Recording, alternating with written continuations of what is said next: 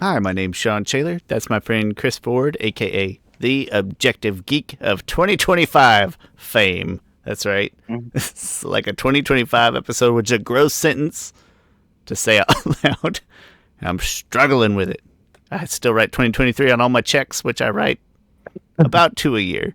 About two a year. Chris, how are you? What are you up to? I'm doing good. Today I went to there's a local vintage toy store kind of deal, and I've been eyeing this for like the longest time. But today they had a sale of like 25% off, and I got this turtle van that I've been Oh, for quite a while. that looks great. Yeah, And I've been like somewhat collecting iconic vehicles, and so like I also recently bought the ectoplasm. I don't know how this isn't that old though. It's pretty new. Um, and then the USS Enterprise, I bought that some time ago as well. Still haven't put it anywhere, but beautiful, beautiful.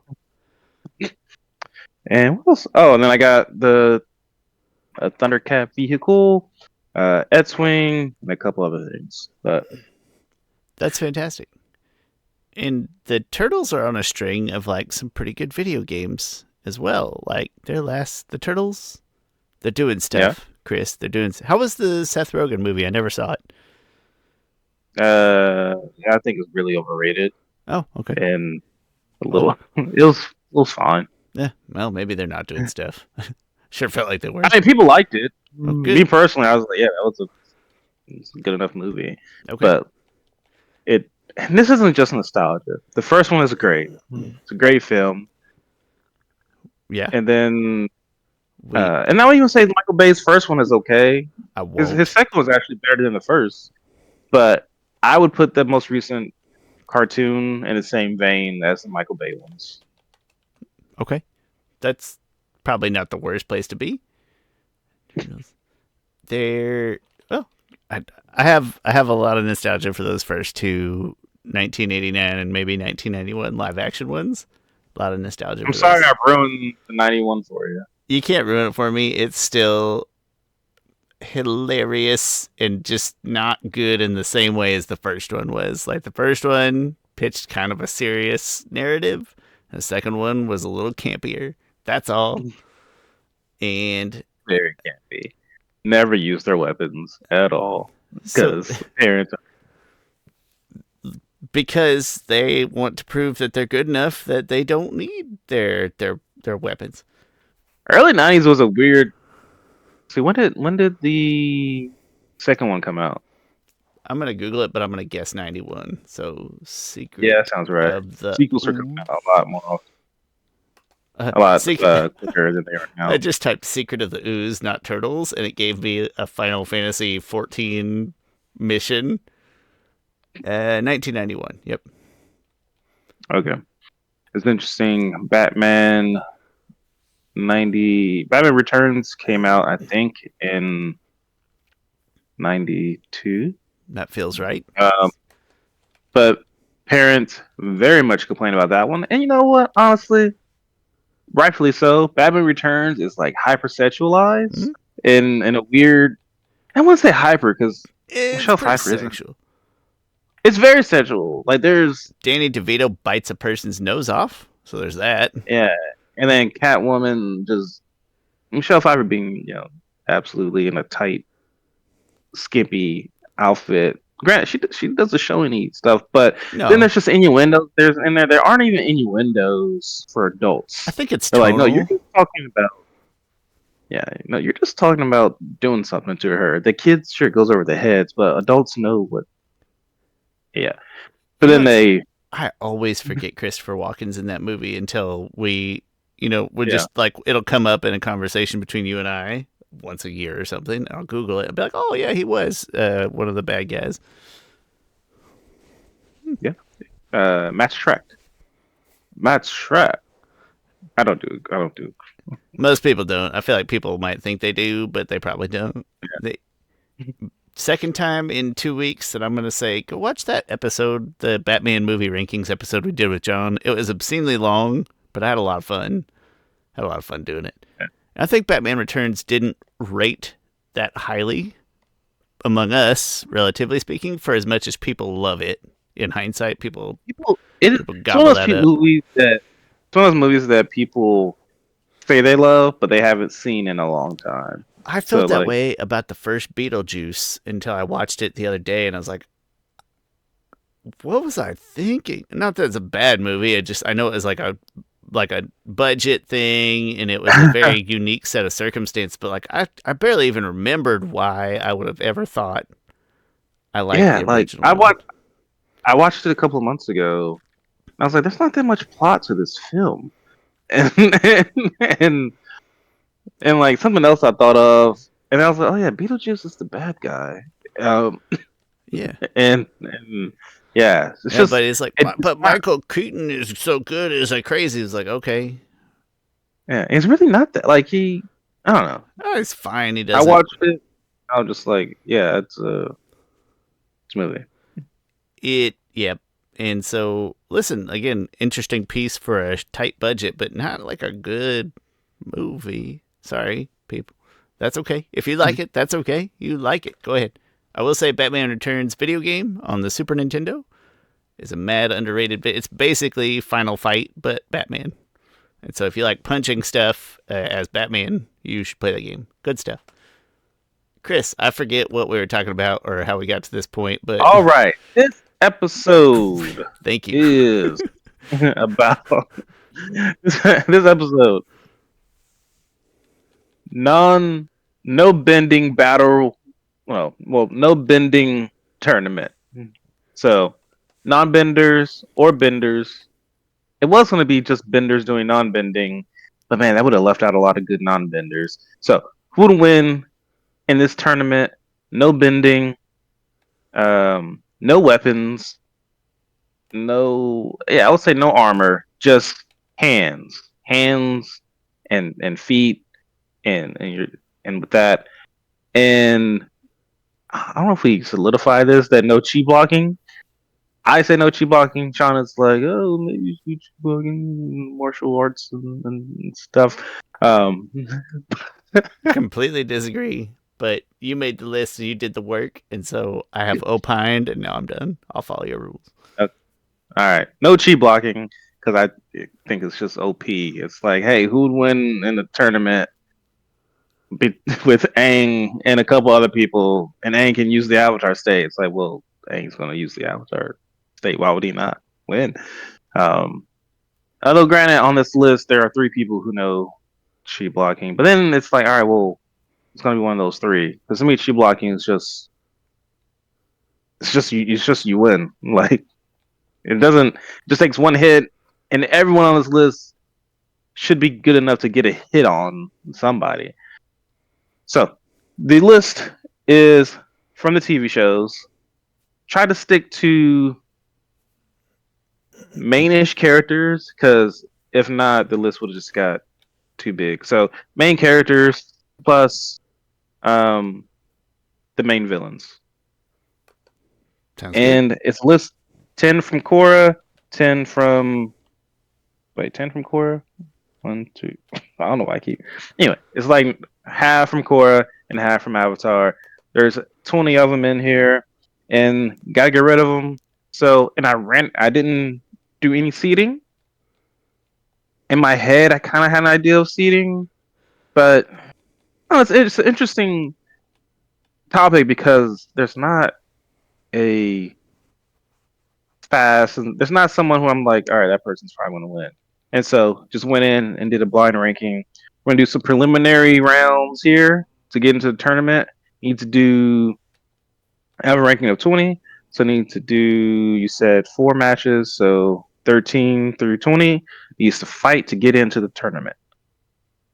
I figured we'll just do 20 versus 19 and 18 versus 17 and go from there. And then it will be seeded how things are seeded. Makes sense. Should you still do 20 versus 13, and then the winner of that, theoretically, if it's 13, 13 would play The the the lowest of Oh, the one seeds, right? Something like that. yeah. Like, should you still do 13v20? I don't know. I'm just voicing stuff out loud. No, I think that's good. I might need your help keeping track of this if you have like I'll a yeah, I'll pull up just a Word doc yeah. so we can monitor. Number 20 is holy crap. This is a tough match because both of these would have been high in my list. Number 20 Did you is say Tonrock. did you say you completely randomized it? Yes. Okay. I'm just making sure that was clear to people that he didn't like Yes. preconceive these notions. Okay.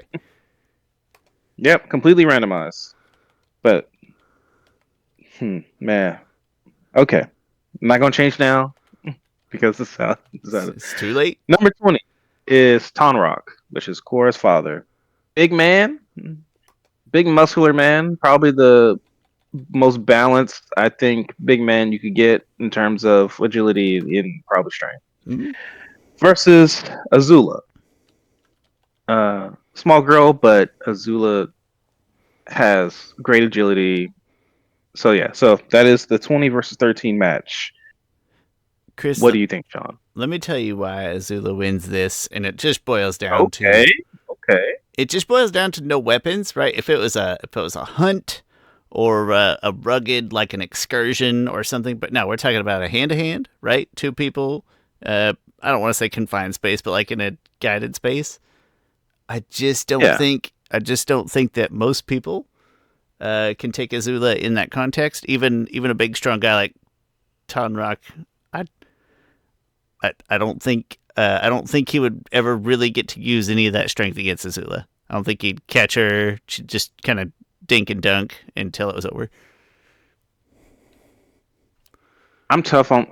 This is a tough one for me because going into this, I thought Tonrock might be the sleeper, Okay, right? Like the cinder, like I because understand how he's that puts you in an emotional, complex state here. yeah. You know, I'll you know how we I'll give mention Azula highlights. I'm ourselves sorry. Go ahead. vetoes sometimes. Do you want to dole out some vetoes? It's Yeah, kind of yeah. fun. I was trying to remember what we did whenever we disagree on something. I'm not sure we disagree on this yet. But veto wise, how many do we usually do? How about How many do three? you think? Three. I Is think that that not sounds enough for? for That's a lot of. 14. We better go five. We got a lot of stuff. Yeah, a lot of matches. There's at least 20 matches probably. If we both No, no, they veto can't do if we both veto really hard, no vetoes are expended. We'll flip a coin. it. Okay. Cool. All right, five vetoes. All right, five vetoes. Um, hmm. So, great thing about Azula is that one of the biggest displays of her non-bending prowess was Day of Black Sun, where she outran and outmaneuvered three different people Hmm? who had their bending. Granted, she had to dilate with her, but still, that was a lot of her own skill. I'm not just saying this because Grey DeLisle voices her, but I'm thinking maybe in a fight, physical fight, just hands and feet, she might fight like Catwoman in the Arkham games. And again, maybe I'm just making that connection because No, Grey I think DeLisle. there's a good parallel there between styles. Yeah. And that reminds me when we met Grey DeLisle and she was somewhat coming on me. But And not she really. doesn't do that to other guys, that's for sure. I'm positive she does that to every It was great. guy. It was one of my favorite. It might be like a top two con memory for me. It's great. Ah, man, that's fun. Have we done that type of like top moments from a con? We probably did. I think we did. We talked something about that one, or we do that every time we go to the con. Talk about Yeah, I top moments think from that. probably closer to that. Probably informal, where we're just like this ranks here between the. Yeah, but yeah, me and Gray. Gray's great. Hmm? And I'm not just saying that. Okay, but Tonrog, I think he physically has the body of the best fighter, right? Like if I'm talking like, hey, if all these people were in the real world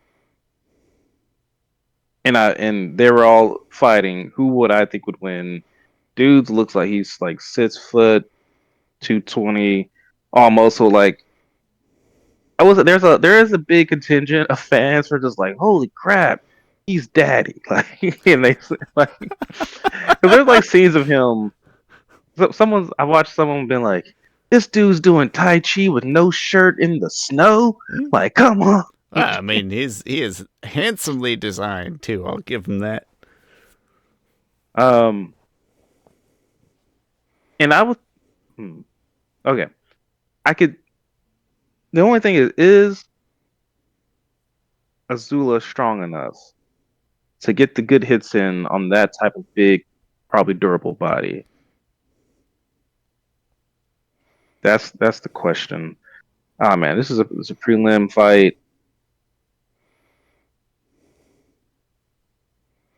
Mm,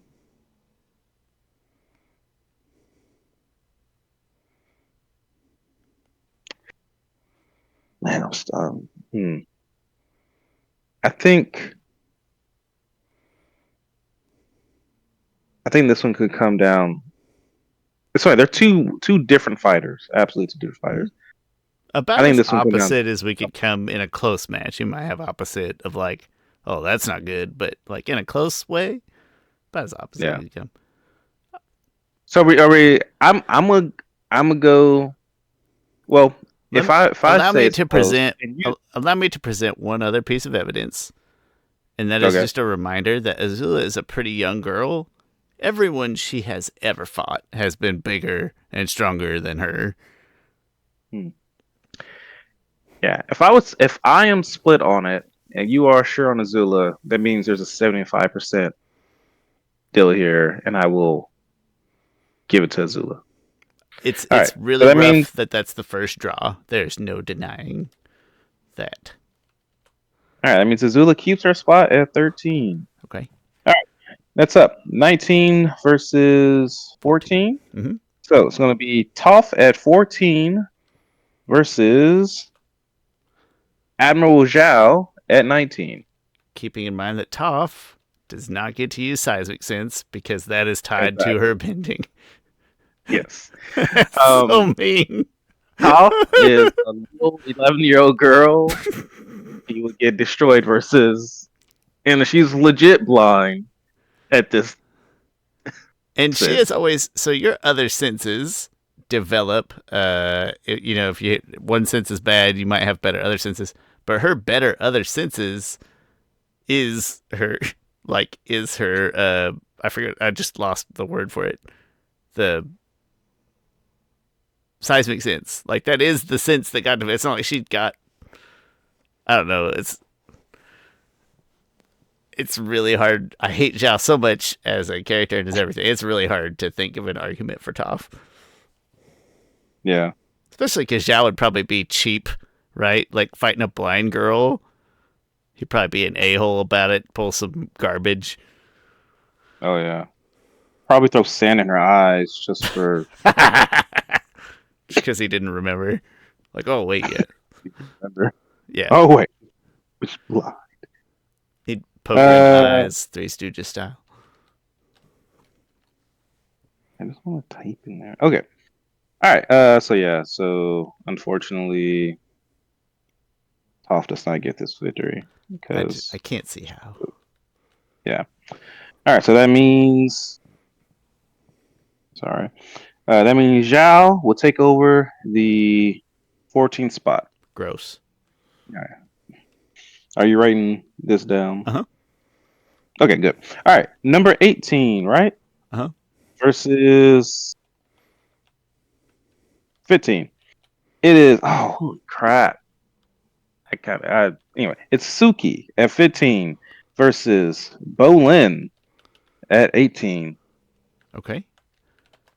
This is a tough one. I also thought Bolin could be a sleeper because Bolin, like the fighting style of of of their pro bending lends itself, I think, to more punching and fisticuffs. Also, guys, Bolin's a big person who knows how to use his body really well. But Suki is freaking Suki. This one, Uh, I have a harder time with this one than I did with Tonrock and Azula because there's no. Suki always has her fans, at least that I can think of. holler at me if you got examples without. That it's like those fans give her the extra length, their projectile, their defense mechanism, and it's weirdly hard to feel like she would be as effective without her fans. I'm gonna just spoil it and say I'm leaning Suki like like 55-45 just from Okay. practiced military training, but like truly on the fence because Bolin just like a street brawling kind of guy.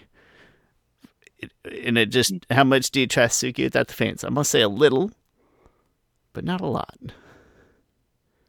I am like firmly on the Suki bandwagon. Just in the episode of Boiling Rock, how she handled herself, her agility, her ability to just run across top of people's heads It's pretty and cool. somersault all the way up to the warden.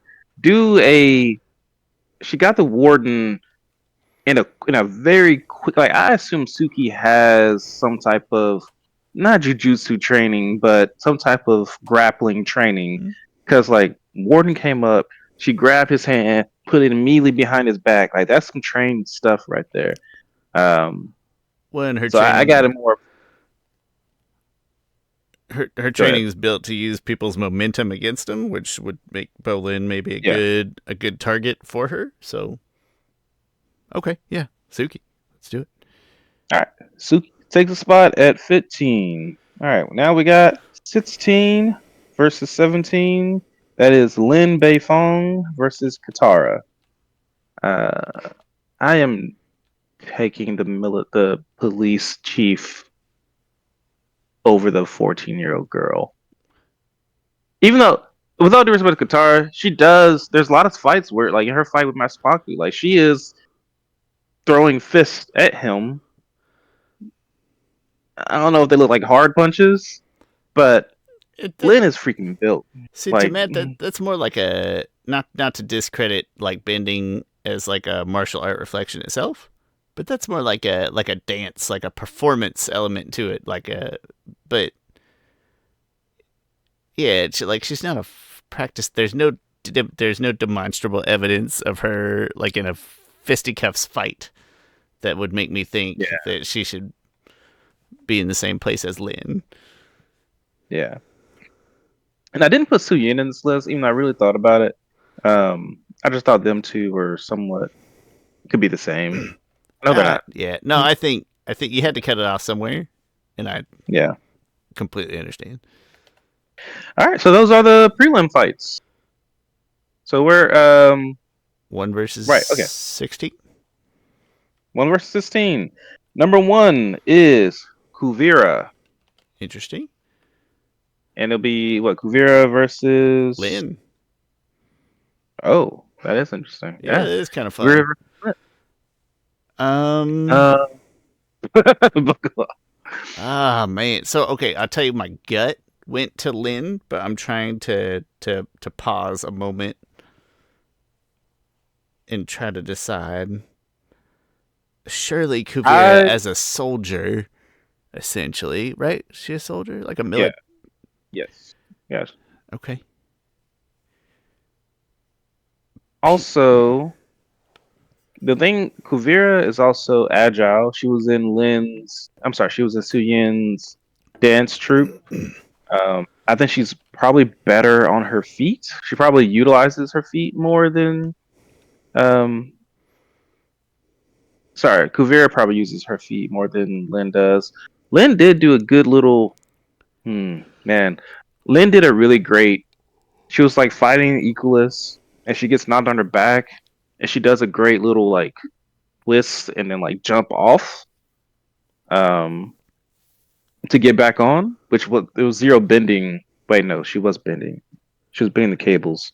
But I'm not sure she was using the cables to bounce herself off. Hmm. Um, but Lynn is also pretty muscular. But also you gotta take the fact Lynn is way older than Kuvira. Like fights like these, age does factor more into it. Granted, it factors way more into it like in a real world and in Avatar it might not factor as much. Um, but Kuvira probably has 15 years. No, probably more than that. Probably Probably 20 years. more, right? I would. Yeah, because she's the same age as Batar Jr. and Suyin is even younger than uh, Lin by like probably 3 years. Hmm? So yeah, so Kuvira probably has 25 years on Lin. I'm gonna yeah, I'm gonna make an assumption that there's like a good enough sort of military combatant training in Kuvir that plus age, Hmm. as an old person, I can attest to that fighting probably hurts worse when you're old. Yeah, So, I'll vote Kuvir, I think. yeah, I'm good with Kuvira. Okay, All right, Kuvira wins that. cool. She keeps her number one spot. All right, we So, got the 2 versus the 15. 15 is Suki. Ooh, this is an interesting fight. Aang is at number 2 versus Suki. I So this fight's also interesting because it is hard to dis- to distinguish between because airbending is so enriched in Aang that he uses it like it's he uses it just subconsciously. I think that's Um, going to be a recurring theme here is like how like separating people from the bending is going to be mhm. tricky. But Chris, I'm gonna say I don't think this is that interesting of a fight. It's hard to imagine Aang inflicting more physical damage on Suki than the other way around. But I suppose the question is, are we talking about like show age Aang and show age Suki? Is that a fair Yeah, assumption? Okay. yeah. It's hard to imagine Suki not being able to be more offensive than Aang. I would say this for Aang. In his fight versus that bully, he is shown very easily able to get around. Then again, it's a freaking bully. Never mind, that's irrelevant. Um, but he does have a fight with Zuko where Zuko is bending and Aang is like really fast at. And it doesn't look like he's bending, and it's like they're on like a whale, right? And they're on a whale, and then there's like these wooden, I guess the top of a whale, and they're fighting around. And Zuko's hitting all the different pillars of the whale while Aang is just like maneuvering around it. That looks like he's not bending. But But is again, I've never seen Aang hit anyone with like Aang. I don't think Aang knows what it feels like to punch somebody. we need like a not to go too deep into the weeds, but we need like a Tygo's the Runner type parameter where, as I've always said, that if the game is to avoid dying, Aang would probably win a lot of fights. But if the goal is to beat the other person, I Yeah, just can't see that Aang would do that, right? So it's almost like, hey, does playing defense and evading count as a win at the end of a time frame, or was it like, no? I think that the goal here, to me, is to put the other person down. I think is how have interpreted it. yeah. I think I'm good going with Suki as well with that train of thought. As long as you're alongside that train of thought of that, like, no, there needs to be some offensive involvement. There's not like a time limit, Yeah, like, well, like you didn't catch him, so he wins on points. yeah, like Aang. I don't see how Aang can knock anyone out. Like he has no like choking out moves. He has no knockout Be moves. like a trip, Um, a sweep the leg, something or other, maybe maximum. yeah. Hmm, All right, interesting. Suki wins. All right, next matchup we got the number 3, which is Asami Sato Fun. Oh, versus this is funny. Zhao. oh versus Zhao. Yep. I mean, I Uh, don't think I have to think too hard about this one. yeah, I mean, and Asami's not like some little kid. Like also Asami is trained in Yeah, martial arts for demonstrable a while. evidence on screen, more so than a Yes. lot of these people, like in a repeated fashion that we see Asami with her hands beat people up. Yeah. Yeah, that's this is easy peasy, lemon squeezy for The Asami season. second easiest one so far behind Zhao beating up a small blind girl. Yeah, that's what you get, Shao. this is, Uh, you had this coming. Is All it right, number 4 versus was it 4 versus 13 is Azula? okay. Yeah. It is Amon versus Azula. And hmm, Chris, I'm going to state my Amon piece. I haven't come up with a okay. good analogy yet. It is so hard to separate what Amon can do without bending, and all the examples I've tried to come up with, I'm like trying to put a metaphor from my own brain, but I'm trying to decide if it would be like Chris, you're a good basketball player, and you think to yourself, well, if I had to play basketball without like jumping or something like that, something like you take away something you're like, oh well, I'd still be, a good shooter, a good defender, whatever. But how do you separate such an integral part of your basketball personality? That's a bad example, but I've failed to think of a better one of that. Even if it feels like you have the pieces and parts, like, oh, I'd figured out, but like, how fast could you do that without the core, like such a core element of your style, of your game plan? I just having trouble putting it together. Bloodbending, he could I be mean, bloodbending every time he does any amount of martial artistry for his whole life. yeah, he could. There are certain moves. So I think about when he knocks out.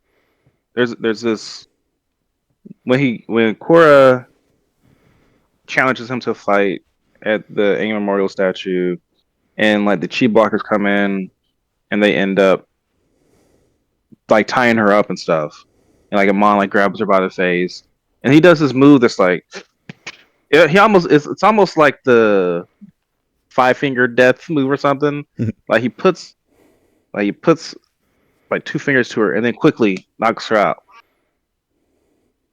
It I don't assume he's using any type of blood bending at that point because he doesn't need to like evade anything. Those fights with like He could with hold her still with bloodbending. He could keep her from reacting I or mean she was flinching. I mean she was already held. Like No, but Korra in that moment was flinch or any, like you're, you're, there's there's no way to and I think prove. he hit her. There's no way to I prove. think it's a safe assumption he doesn't have to blood bend to keep her there in that moment.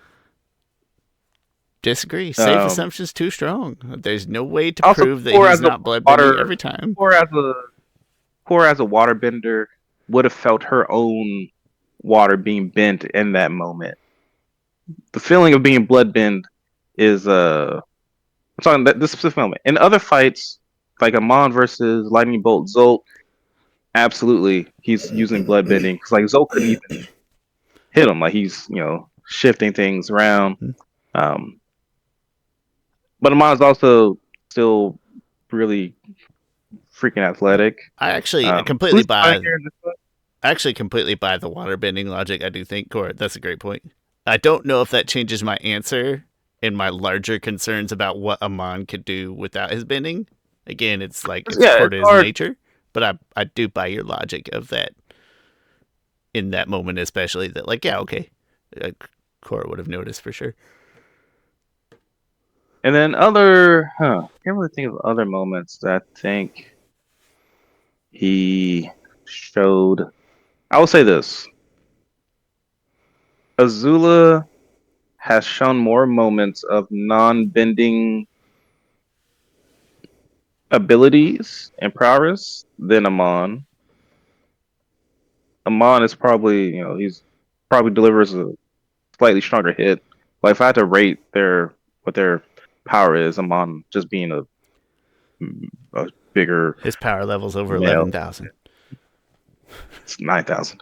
Damn it. Um, well, technically it's 8, but anyway. Um, but Azula knows how to kick, and Azula has taken various classes. Initially, I was leaning towards Amon, but I think I could be talking to Azula here.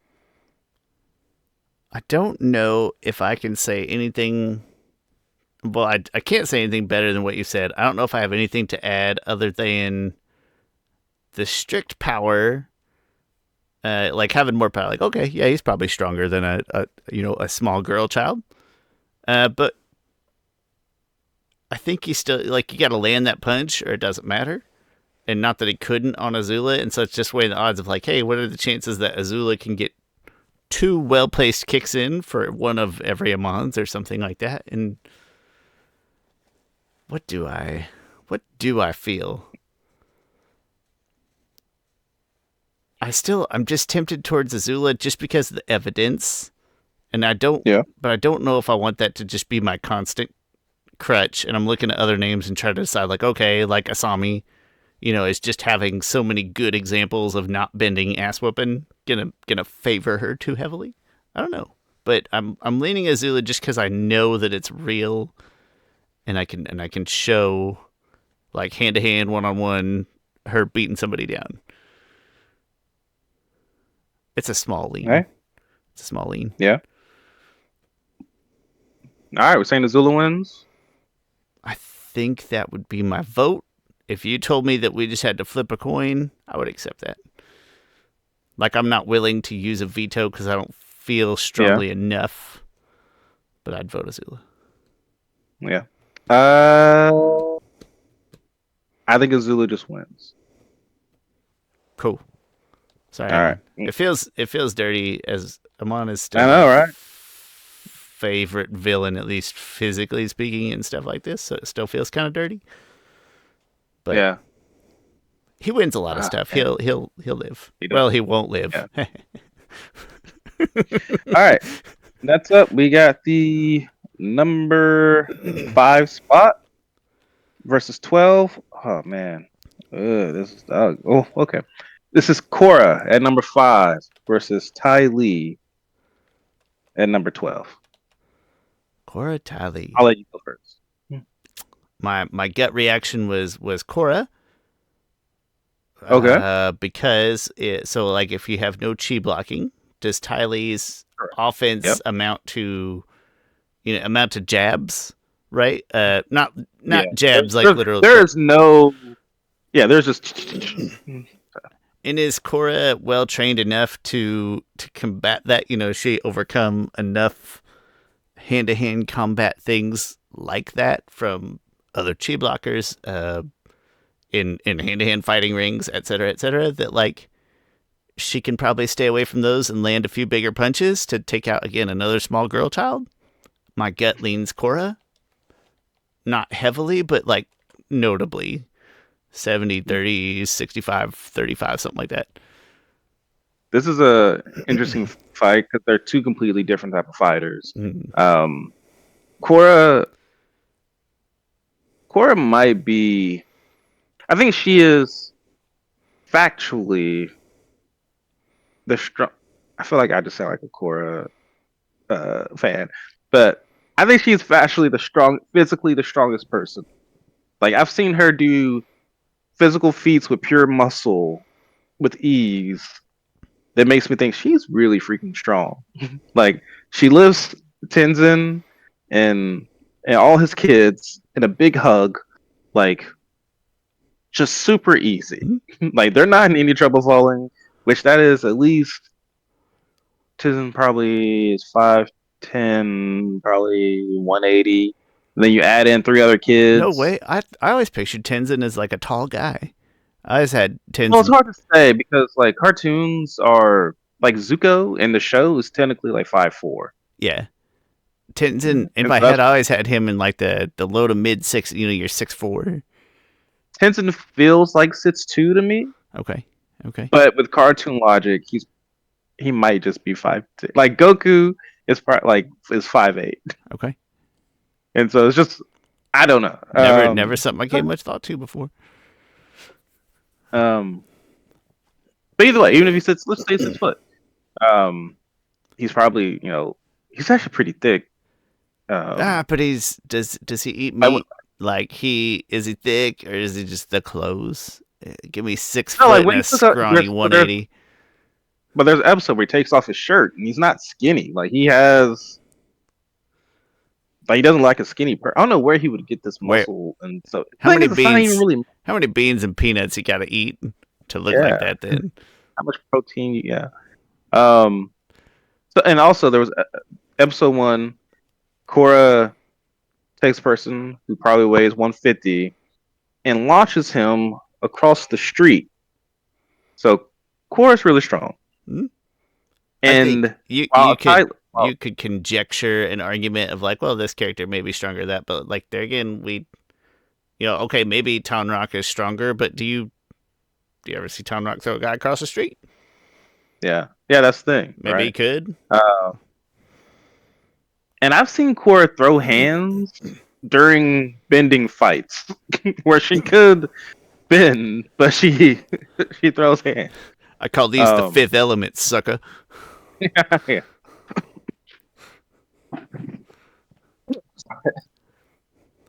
My avatar And there's power a is fight with bending faces. there's a fight with Unalaq, not Unalaq. Um, no, not no. So many waterbending names out with Tarlock, and like he's throwing ice at her, and she's punching the ice. Like so, she is used to throwing hands. The thing is, Ty Lee will tally more hits on Korra, but Korra hits will hit harder, and I'm thinking a knockout. Tylee is not a big person. I don't know what kind of physical resilience she has to big hits. I think Yeah, I think that this is a type of bracket that's going to favor Korra's unique abilities as an avatar, or as a regular person who happens to be the avatar. yeah. Hmm. Yes, I got Korra winning. Okay. Yeah, you do too, Yes. or Yep. Yep. okay. 6'11", All right, which is how tall Tenzin is. 6'11". Okay, this one is the hardest, and I Oh. almost didn't add it. Okay. Number 6 is Zahir Interesting. versus Ozai. That's an interesting fight. Well, maybe it's not that interesting. Anyway, um, the thing about Zahir is that this is all kind of hearsay from us that we get. But when he was a non-bender, before he even got airbending, he could take over a freaking country. Like he was that dangerous. He was the leader of the Red Lotus, and I've never seen him fight without airbending because once he got it, he was freaking great at it. He's pragmatic. And Why so wouldn't you? You know. yeah, and so I just off of reputation, I know that's hard. And in other fights, if it's really close, might not be able to use just reputation because he could just be dangerous because he is just like that diabolical. I assume it's not because of him fighting. I assume it's not because of him being a non-bender that he's able to take over. I assume it's because his gravitas and strategy and other stuff like that that makes him that dangerous. It's hard for me to think that a non-bender in the world of Avatar is that dangerous just on the basis of them being a great fighter. And so it must be something else. But that alone, I would think he's still a really, really great fighter without bending. And I think he'll be able to beat Ozai. This is the hardest because it's two guys that I think our brains want to be good at fighting. There is Mm-hmm. nothing on screen for either Yeah. guy landing a punch. Uh, Even in prison, you can work out. He'd be in there doing push-ups, throwing punches, tai chi. What you know what I mean? Like, so at first my brain's like, well, Ozai just from like training and nutrition capacity, right? Like glass clearly ripped. Like Mm-hmm. he does something to get it, and you don't really even get to see that from Zahir. But like, all right, well, Iroh was in prison. We didn't see it from Zahir, but like he prison strong. Um, I gotta be honest. I'm struggling to think up an answer here. You could tell me that Zahir got back to top of the Red Lotus strictly on cunning. Like we're talking about the Red Lotus. We're not like a fighting ring or something Yeah. like talking about a criminal organization. You could tell me that he got to the top strictly on cunning, and I don't think I would have any issue believing that. I don't know Yeah, which way to lean. I I don't do know which know direction to go. I do know Zahir has been in more fights than Ozai. More physical fights. Like he has cauliflower ear, and they made that a a personal detail on his Mhm. character design, being like, yeah, this guy's been in a lot of fights and stuff. It does mean that he has lost. Well, I don't know if it means lost, but he's gotten hit in Yeah, fights. he's Uh, taking punches. Yeah, so yeah, but weighing past experiences against shredded body is maybe what it. yeah, I, it's like those gym bros. Like, what are you doing with those muscles? yeah, I know Like, that you think they're practical, but like, what if you got to put a coat on? You know, like just like a regular like, size coat, not like an what do you think oversized those one. abs are doing? Like, what do you think those abs are doing? Like, congratulations, you're better at taking a crap. That's it. Maybe. That's it. Maybe you have a hard time getting comfy on the pot because there's so much stuff. Abs just crunching each other. I Yeah. don't have that problem. No. I don't No. worry about that. I got flexible, softness to work around. Exactly. I'm flexible over here. The Um, long story short is I'm not going to be fooled by Ozai's abs. But I also I just don't even know if I have an if you have an opinion. Let's go with that because I don't see all right, let's evidence go. for either. Here. Is it here? Okay, so here's the winner. We got nothing. Hey, All right, show us something on screen, Ozai. That's your fault, not ours. number 7, Iroh versus 10 of Mako. Can we do Oh, ripped post prison Iroh? It's like he's yeah, still old, yeah, but he's in fighting shape. yeah. That's what I was thinking. Okay. Despite what I just said, my gut still is like leaning Mako. Like Iroh's a Oh, really? former general and great practiced bender, strategic, etc. But like he's still an old man. He's short. It, Mako's yeah, Mako's probably quicker and longer, right? Like how's Iroh even? definitely. Iroh's like 5'5". Mako looks like he's 6 foot. He Looks looks like he's like got a a good solid reach. 6. Oh, we got a picture. Find Um, a picture of Mako next to Tenzin. No, I feel like Mako would have both advantages on him and training and, and some all right, training. this might be one where I'm I'm going Iroh Okay. for a couple reasons. I know well, not know. So I'm gonna make a we'll make assumptions there. We can argue about the assumptions. I am pretty sure Iroh has physical fighting ability. Like there's scenes where there's often scenes where he uses his body, right? Like Azula was about to use lightning on Zuko one time. He took the lightning and then just like boom, kicked Azula off a freaking ship. Like that's something.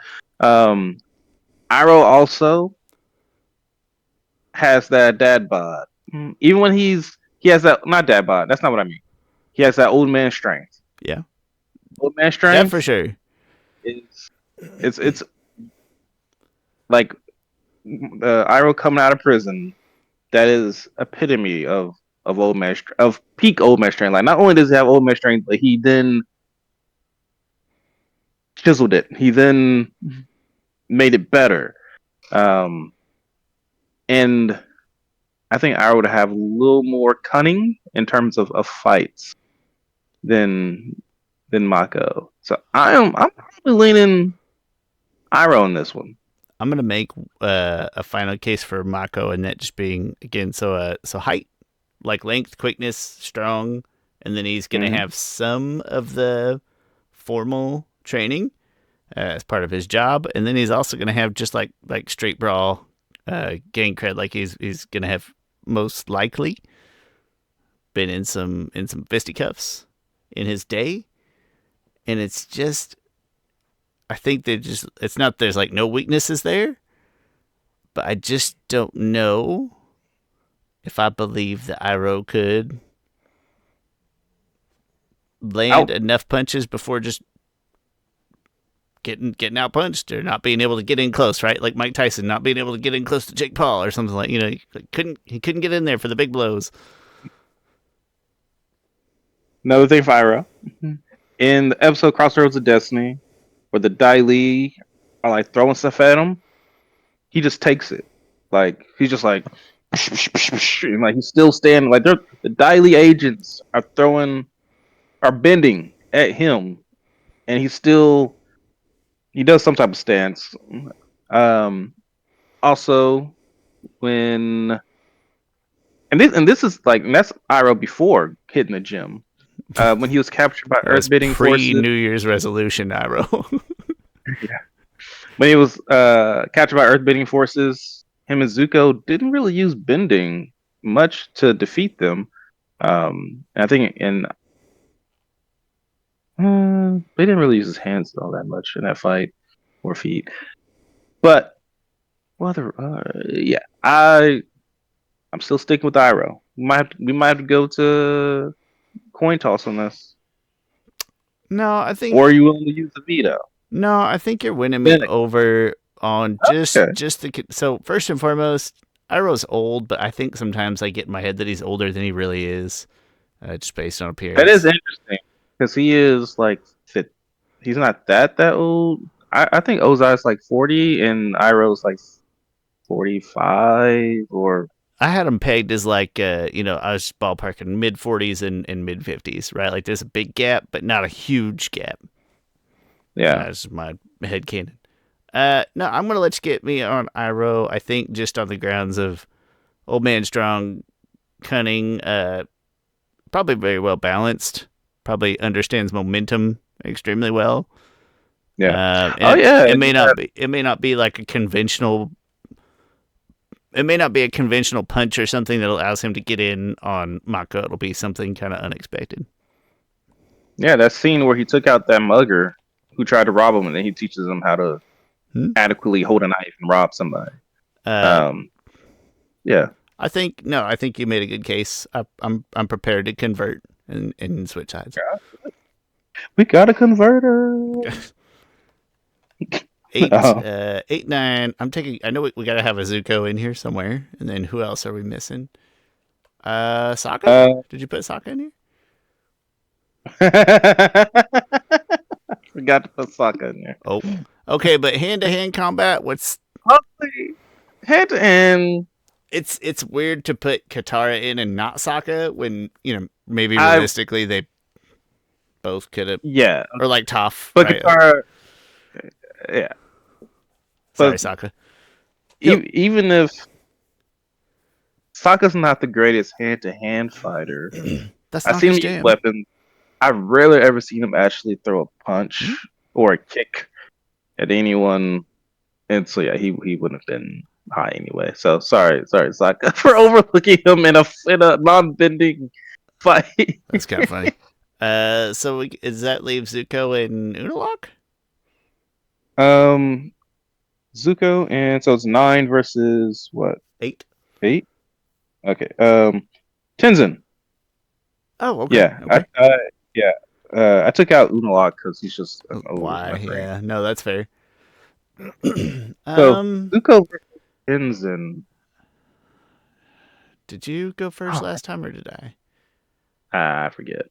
My gut veers towards Zuko. He's so practiced at both sides. That's my favorite thing about Zuko. He doesn't just rely on bending. He's in great physical condition. He's good at martial arts. He's got good mentorship. And it's Tenzin is like clearly more of a formidable thing than Aang. Like peak physical Tenzin with dad strength there. More formidable than Aang, but you're still talking about a guy whose lifetime philosophies would by and large not involve inflicting hand to hand pain on somebody. And Zuko's whole life is kind of dedicated to that. Yeah, this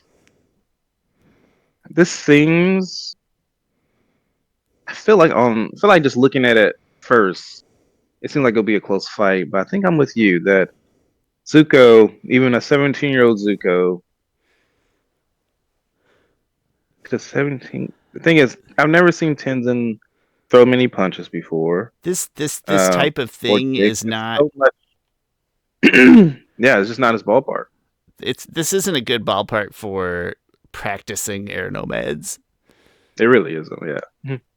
Uh, I'm gonna go as far as to say. I mean, it sounds like you agree, but even to the extent, I think I would even use a veto. Like one of my favorite things about Zuko is that you do see both sides a lot. Athleticism, strength practice, etc. So I feel Yeah. pretty strongly about Zuko here. Yeah, I'm going. Yeah, I'll go with Zuko too. Okay. Second All round right. formally then. All right. So you got the list of those. Yeah, so let's do the 1-1-9 matchup. So it'd be Kuvira Zuko right out the gate. Ooh, Kavira Zuko. It's funny. Just imagining them two fighting hand to hand. It's kind of cool. Um, I feel like this would yeah, be a good fight. I think so too. Yeah, it'd be a interesting fight. I would. Hmm, man, military training. Zuko, who's well balanced, like not angry Zuko. Kuvira is probably like at the peak of her athleticism. Oh yeah, yeah. She's like 25 or something. Like, and if we're talking like a 17-year-old Zuko, their strength will probably be close. Similar-ish. Like, yeah, I because I think mean, Kuvira's pretty. the catch for me just comes back to like we just don't have a lot of great examples of Kavir fighting hand in hand. We're making a lot of assumptions. I think they're fair assumptions given the Yeah, background, but like we see Zuko honing that part of the craft and being good at it. And so I'm gonna say I'm at like a 55 Zuko, 45 Kavir. Like I'm not mid fence, but I'm kind of on the fence. this is a really close fight. I think I'm similar in mind with you, and hmm, man, Surely at least one point in this chat we have yeah, to quote Aaron Eckhart yelling like I want what's fair. Like if we can't decide. I I think Zuko barely gets it. Like I'm more like 52-48, Okay. but Oh, that's the serious. Yeah. yeah, it's a good fight. Um, yeah, we just got more evidence with Zuko. Is this how boxing fights work? Where they're watching and they're just like, oh, jeez, I don't know. I guess that guy was a little better this round. It's got to be how the Pretty much, yeah. 50. I haven't told you that I've been on VR. There's this game called Throw the Fight where you're just shadow boxing other people, and like Nice. I get into it I try to think, I'm just gonna have a light fight, but like it's impossible to have just like you got to give it your all, or you're gonna get knocked out, and then it's like if I get knocked out, what's the point of even me playing? And then like just by the in between rounds, I'm just like. So it's like Wii boxing, but good. Finally, that's what you're saying. Yeah. And then like, Okay. you can, you're blocking and stuff and you're moving around, you can, it's weird because I fight Southpaw for some reason. I'm just naturally position myself in Southpaw. Hmm. I don't know why, just how I always, oh, Maybe you're but not a I tried, big. like, Maybe you're not a big haymaker guy. You like your dominant hand to throw the accurate jabs. that's the thing. Like, yeah, like I like to step up into a punch and throw, but yeah, so I'm going to probably, yeah, that's essentially why. Hmm. Um, but, Nice. uh, yeah, but yeah, it's a pretty fun game. It is tiring, and then like yeah, I'd lose a lot. I haven't won many. I think I win maybe 20% of the matches, and sometimes it comes down to decision, and I'm like, I'm pretty sure I was winning that round. Yeah. How are these? How's this Facebook judge in here? How's he taking score? Yeah, but We've got 15 is Suki and 7 is Iroh. ooh, wow, okay. I think, Um, man, I think if I gotta go Iroh. I think if Iroh can get past Mako, that Suki is not that they're the same as Mako, but I think that Suki would not have even the advantages against Iroh that Mako did. she has absolute zero reach. She does have like the momentum and balance things that probably make Iroh a good fighter. Like she probably would kind of match that to some degree. But then Yeah, without her weapons and without, old man strength and decades of experience fighting, I think I think she has grappling. Like I imagine she's good at like because of that one moment with the warden and stuff. She knows how to control a person's body. But Iroh is so much bigger than her. Like he won't be in. He's strong, and I'm sure he knows how to use his strength. He's shown that he knows how to physically use his body. One grappling is also there. That's kind of a canny timing and balance type thing that I think Iroh wouldn't fall into. Right, it's like a trap that Yeah. Iroh wouldn't fall into. There's this guy, this content creator who just has like, hey, win 1,000, take me down like in a wrestling type of match, and win $1,000, and nobody can take him down. Like he just has a really great center of balance, and anytime someone like he knows how to just adjust his body in a way that he doesn't get taken down. Right, he just offers this stuff to random people, and he asks them like, "Hey, what's It's your fighting experience?" And like, do you think you can take me down? They're always like, "Yeah, I'm 100% confident I can," and like they don't. Like he just knows how to keep his balance and his momentum and weight. And like if a person comes in, he can grab their arm and pull them towards him, which then throws off their kind of deal. that just sounds like Um, Mr. Beast, but good at wrestling. I'll give you $1,000. yeah, You take me down. yeah, yeah. Mr. B is more like off you $500,000, but That um, is his mojo. yeah. I initially wanted to go with Suki.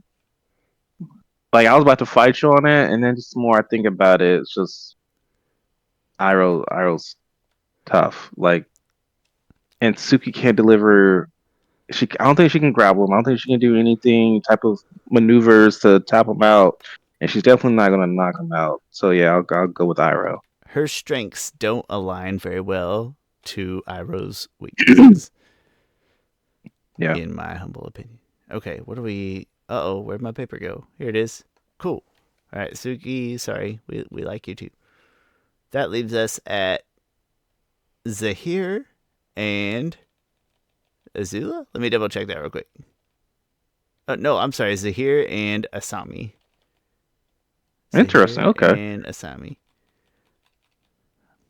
that's It's hard. My bias says Asami. I love that she is yeah, like hand yeah. to hand out the gate. So I'm gonna Hmm. try to like step back a minute and try like what would it actually look like. But like Asami, Hmm. she has as good a evidence as anybody on screen that she would beat the crap out of somebody. Maybe pure strength, you know. Again, if you got prison strong, okay. But do I? Sami has more proof. If I chose to here, it'd be purely off of my assumptions based off of facts. I mean, he was one of the best. Do I think Asami, as a non-bender, would be able to hold her own amongst some of the best benders in the world? Now, I'm not saying she has to like defeat them and stuff, but just often in the fights she's not facing.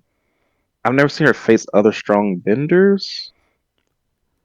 Well, the Zahir's claim, I think, to goodness in this bracket is going most of his life without being a bender, right? So like the Amon bloodbending argument, like that goes Yeah. away because like yeah, of course, whatever he did without bending explicitly, and so that's honestly the only thing that is hanging me up is that there's not like a fallback of like oh Asami's in her element. It's like no, Zahir would be fine. Hmm. It's what he'd be used to.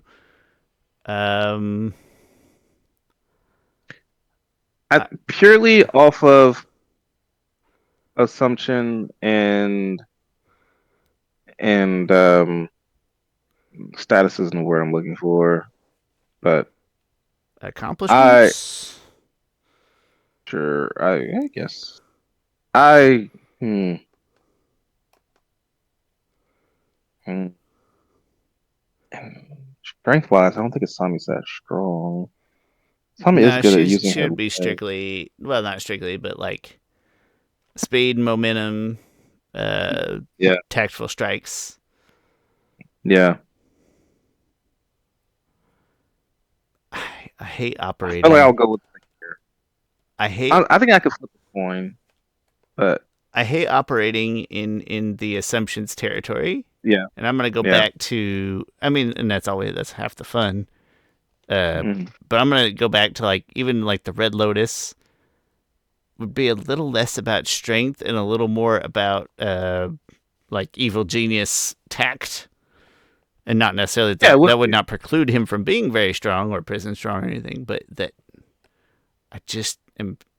I don't care for over interpreting. So if you're down for a coin flip, I'm pretty squarely on the fence with the redeeming argument for Zahir being that he was always a non-bender prior to Hmm. this fight. We haven't done it yet, so let's go with the coin flip. Let's do it. Let's go. Let's go 2 out of 3. Okay. I'm gonna say Uh, that Zahir is currently he's the lower rank, so maybe if he's tails and Asami's heads for all three.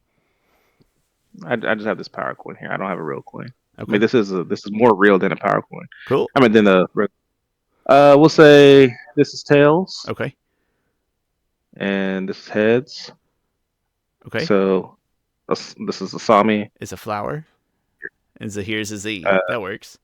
but it's a claw. Mhm. But Oh, is it a claw? that's right. This more. Yeah, this is the dragon. Oh, okay. Yeah, and then Zahir's But a this is Z. a Yeah, Z. yeah, that'll work. Z-ish. That makes sense. Okay. All right. Claw. All right. So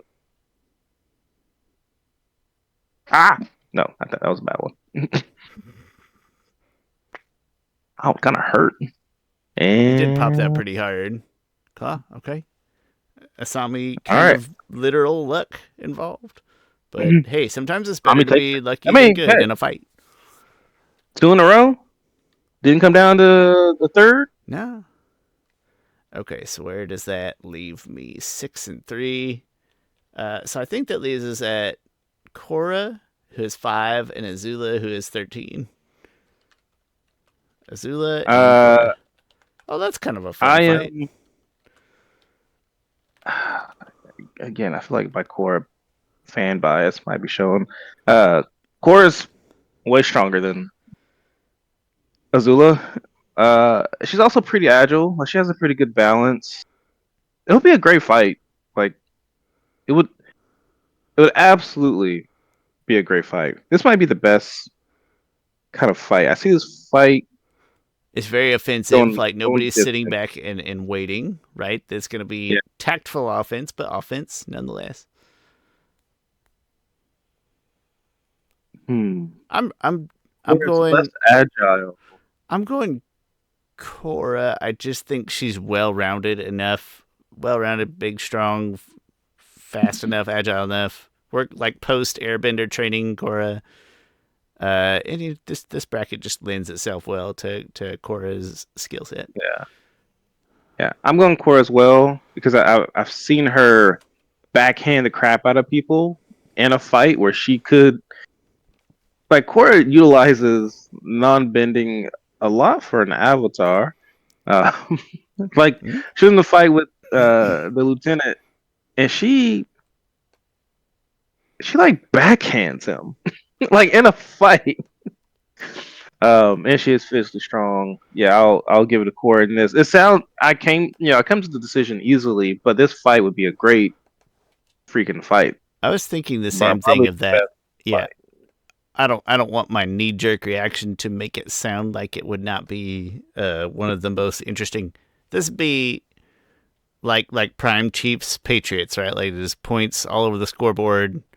Again, it'd be tactful, it wouldn't be reckless, but punches would be thrown quickly, and it would probably be immense fun to watch.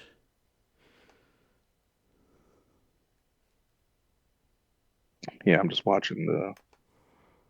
When does she get in a fight with that guy? It should be this episode. Oh yeah, and Lynn's about to do the. Is it this episode? Let's see. Yeah, it's like right here. Yeah, yeah. Yeah. One sec. I'm just watching. Yeah, she chases him down. She does a backflip. Oh gosh, it's so cool. Um, Dang, Korra can jump. This is before she knows airbending.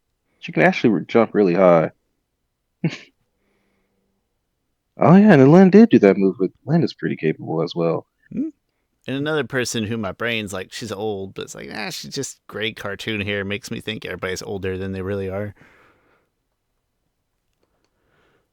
Jeez, Korra's really good at fighting. Like, not even just okay. Yeah, Korra wins.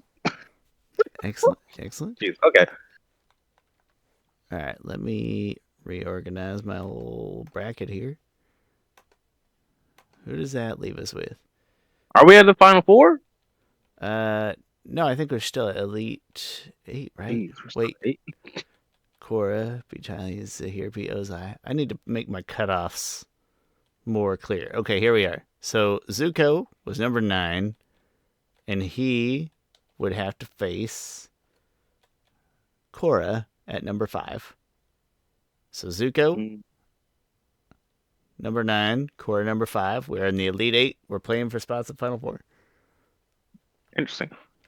Before I talk about this fight, who do you think would have won between Zuko and Azula?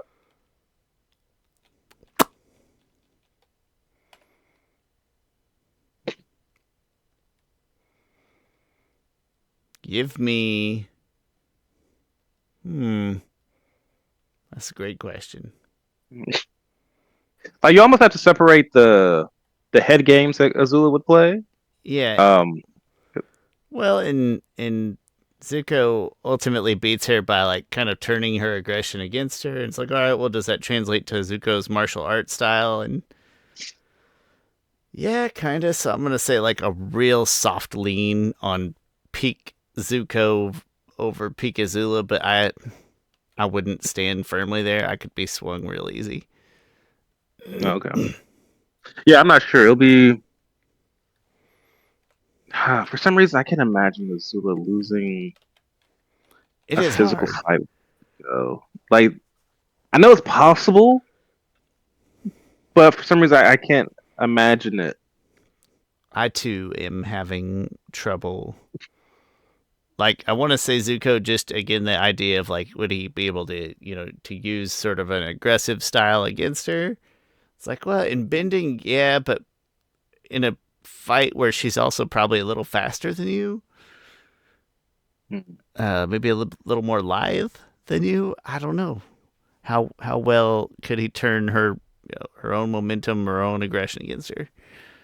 And it's a Yeah. good question. Uh, I assume he's a little long story stronger.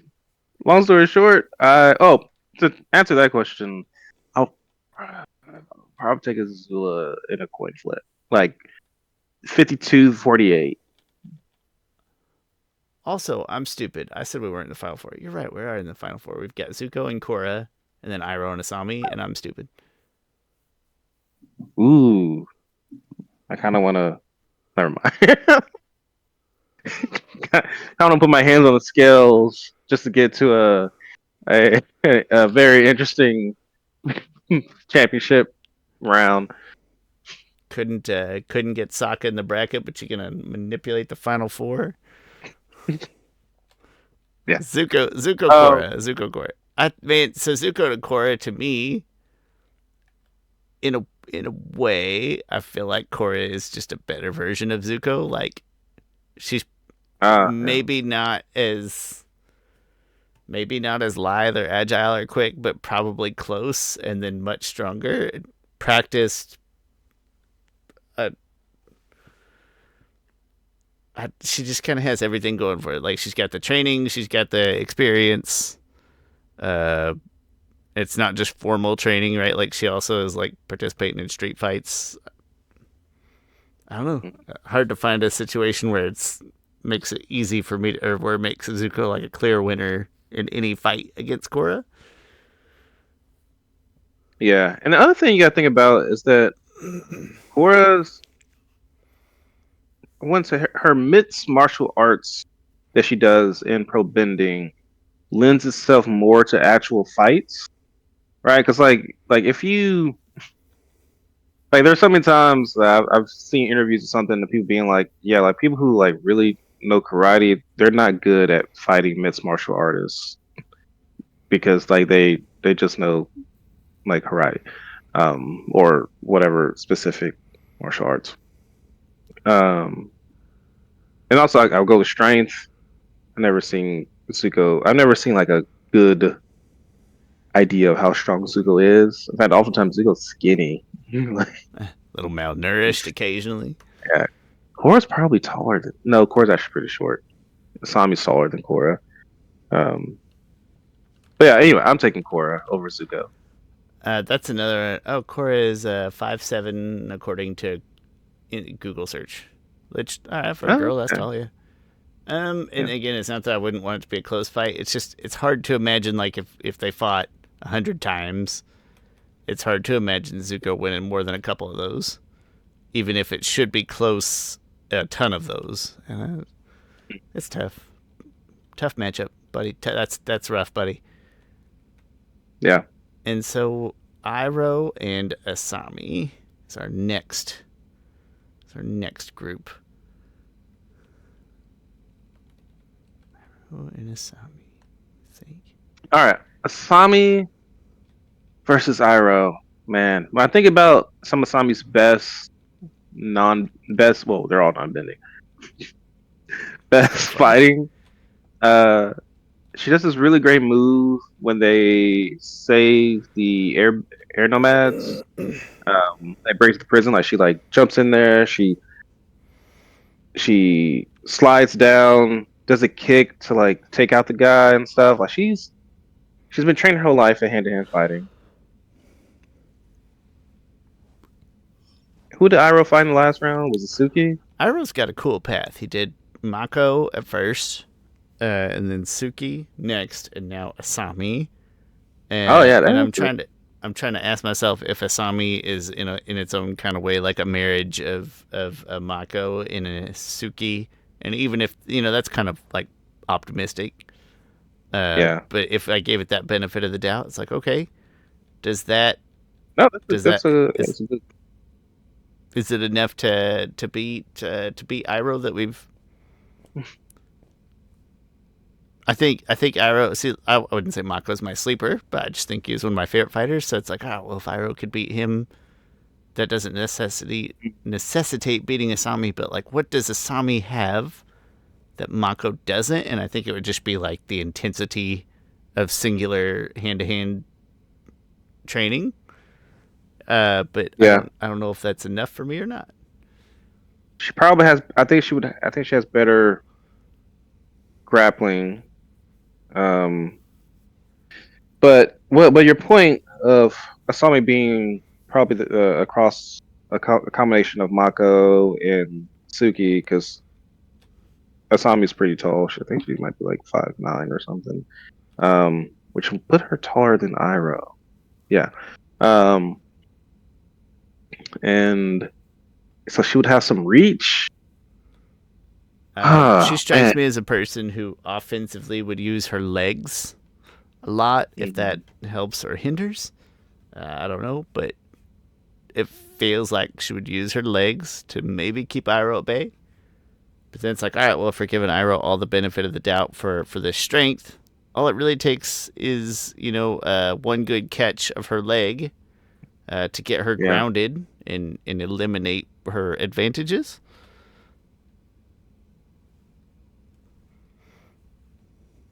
This is another.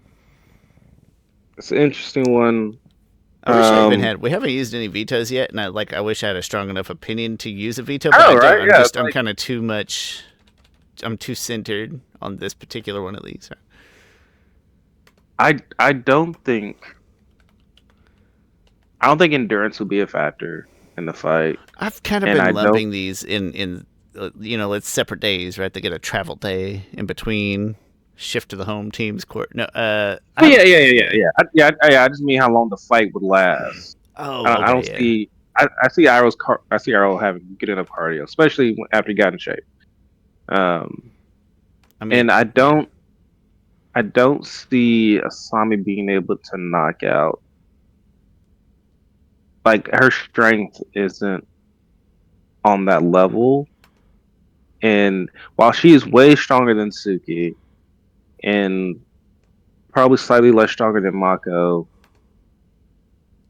she wouldn't be able to knock out Iroh. She wouldn't be able to get his HP down. Yeah. Okay. That wasn't a fart, by the way. That was just my chair squeaking. If you were, Nah, Discord must have I even sound like, felt it. I I sound like didn't hear Kanye. anything. Just let you know, I wasn't in there taking the shit. Okay. Uh, Like, that's great.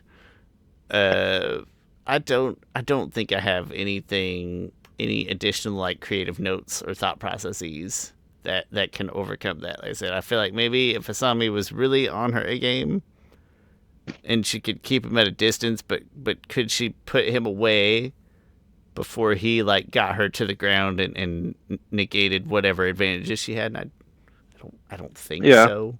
So I I feel think I'm going Iroh. yeah, I'm leaning Iroh. Close fight, it's a great fight, but it's one of those fights that, like, by the end of it, Iroh says, "You have fought well, but now it is time to rest," and then Like just yeah, like he it looked like a good fight, and then you get to the end, you're like, maybe it really wasn't a good fight. Maybe he did kind of have it under control the whole time. Maybe. unfortunately, the thing is, we don't often get to pit like Asami and Korra, or really non-benders within the benders. As much as I would love to have a and like everything just aligned. Like I did these things, these things are randomly. As great as it would be to have Asami versus Korra in the final match, can't do it. Could be fun. Could have been fun. Yeah. Uh, but as They, it they, they would stands, just like they would just have a lovers quarrel fight and then get married, like Goku and Chi that's, Chi in Dragon Ball. that's exactly how it would happen. Everybody knows it. The but as it is, it's Korra and Iroh together. Korra and these are my two favorite characters in the entirety of the universe. In a hand to hand fight. Um To the death. Let's get dark.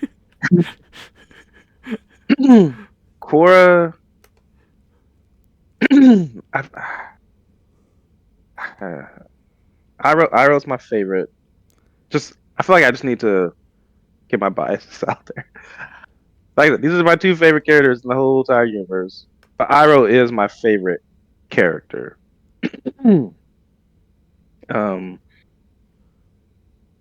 and Korra, I think Korra is underrated so many things.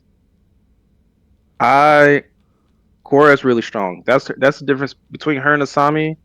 Korra is strong. She can lift heavy items. She's probably physically the strongest person I've seen display the strength on the show, just physical strength. So I don't think Iroh's. I probably just assume that Iroh's stronger than her, just based off of pure muscle. But Korra is still really, really strong. Um, but Korra is also still very agile, and she is a trained fighter. Like I just watched the fight with her and the lieutenant, and she knows how to use space, how to use her body, how to maneuver a person. Like like this scene here, I'll bring it up that you'll barely see because wait, yeah, okay. Nope, that's a flashback. I accidentally went all the way. I had it right where I wanted it. Okay, then she gets yeah. She goes up there and she fights. Okay, I feel like I need to turn the sound on because it's easier for Nickelodeon won't mind if I play. Okay, wait no. All right, well that's it. That's Lynn. The Lynn still looks right. Okay. Nope, still maybe. Well, you're seeing yourself in the thing. Yeah, All right, in the Korra. Batman blimp. Yeah, like look at that takedown with the foot, and then so that's bending, but like she just backhanded him.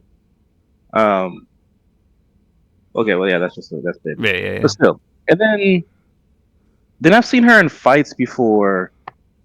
I forgot who she was fighting. Oh, she was fighting Kuvira. Kuvira throws a punch at her, and Korra jumps up, grabs her arm, locks her legs around Kuvira's arm, and then almost like an arm bar, and then goes that like takes her down with it. Like Korra is she shows probably the most hand to hand fighting in all terms, whether it's punches or backhands or kicks or grappling. Like these are techniques. She's not like a wild out there. And again, she is physically strong. I feel like my body, but it'll be a tough fought, long match, and I would say Core would probably win 57% of the time. I can get on board with that. I was in. I'm gonna call it a 60-40 ballpark. 65, Okay. 35, 60-40, somewhere in there. Um, I do think so. I would say that like the strength is a wash, and by that I don't mean that their strength is the same. I mean that it would be pretty neutralized in this fight.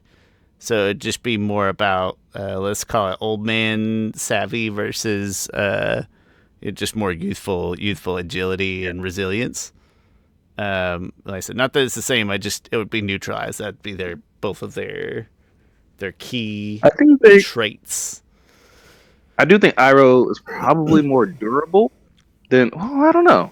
Like so there's a scene right where Iroh takes those shots of earthbending, but there's also scenes of Korra punching ice almost blades with her bare hands and punching them Mm-hmm. away. Um, but I'll probably still give the durability edge to Iroh, and strength probably does offset a little bit. Technique, both have great technique, but I'll probably give the technique just because I've seen way more displays of technique to Korra. Um, that makes them pretty close. I think technique. Yeah, I'll still take Korra. Yeah. Technique. Nobody's gonna be more practiced than Iroh, so I would even throw that one in Iroh's bucket. But I don't know if that's enough to overcome the fact that Korra would just be very well balanced. I feel like she'd be able to approach it from multiple ways. Yeah. She'd be able Oh to yeah. try Then you multiple talk about things. speed. Uh, Speed wise, Korra has it. So, like I said, technique I'd give to Iroh all day because I can't see anybody's going to be more like wizened in doing the right thing at the right time than Iroh like that. But I don't think that's enough to sway me. I don't think. So yeah, like I All said, right. So I was kind of in that 60-40 ballpark, give or take, for Korra for Korra. or Yeah, something in there. okay. All right. So Korra wins the non-bending battle royale, even though it's not a battle royale, because I don't know who would win. Honestly, the Airbenders have a better chance in the in the battle Sure. royale than they do in. It's always like in Royal Rumble where like a skinny person survives. Yeah, because nobody picked him up and threw him out, and you're just like, how do you? Because nobody's paying attention. Nobody felt threatened by you, Rey Yeah. Mysterio. The Chris, what would have humor me though, just for a second, like because we do have two chi blockers in here. Uh, like how do you think it would have changed with chi blocking? So Ty Lee faced Korra right away. Would Ty Lee be enough Uh, for Korra with chi blocking, or would Korra just like lengthen strength, at least be able to get there, and then maybe have to run into Amon later? Um, no, chi blocking is OP. When Korra faced like two chi blockers, two nameless chi blockers. Granted, it was her first time facing them. Maybe she didn't know what chi blocking even was. Um, but even I think even in the video game, she was chi blocked. Chi blocking is so OP that like once you get one hit on you, it's like oh you've taken a a quarter of my fighting Mm. appendages. That eventually the rest would go down. I, And I think Lee would but the thing with take chi it. blocking, I'm gonna say that this isn't that we would be assuming this is later Korra, like we're closer to peak or end of series Korra. I Mhm. just don't think that she. I think most of the time, even if they're gonna, even if it's that 55-45 ballpark, I think she could keep Ty Lee off of her, like away from her. And the thing with chi blocking is you like have to get an appendage close enough to that spot. And I don't. I still feel like she'd get by Ty Lee. Uh, Amon, I I feel like I've shifted back and forth, but since we had our conversation and I shifted my mindset a little bit, I don't think she would get by Amon with chi blocking. But I just don't think I don't think chi blocking is so OP that she couldn't get by Ty Lee just by keeping Ty Lee at bay, right? Like one good kick to the face and Ty Lee's done. Or, even if Ty Lee gets one arm chi block, like, all right, well, did you get her left arm? Because now her right arm's coming. Something like I don't think it's so OP that it makes it uninteresting in those specific Well, fights, even if there's a lot of other fights that would.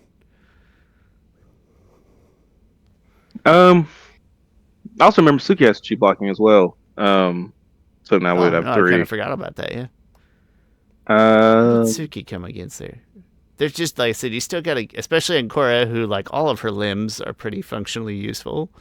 She would probably, even if she got beat eventually, and I think that would probably happen. I don't think it would have been, for example, in round one by Ty Lee, which is sad because it would be nice for Ty Lee to win a round once. Suki had Aang, and she already got past that. And then Suki had. Okay, so Suki had Iroh next. I feel like that'd be a bad matchup for Iroh, maybe, right? Because he doesn't have any extra he just length or has, anything. yeah, and then he has like more real estate for hitting, if that makes. Mm? He's a bigger target, and he's also a slower target. I think the slower hurts a lot with maybe defending chi blocking, Yeah, in my opinion. So maybe Suki changes Iroh. That could have been interesting.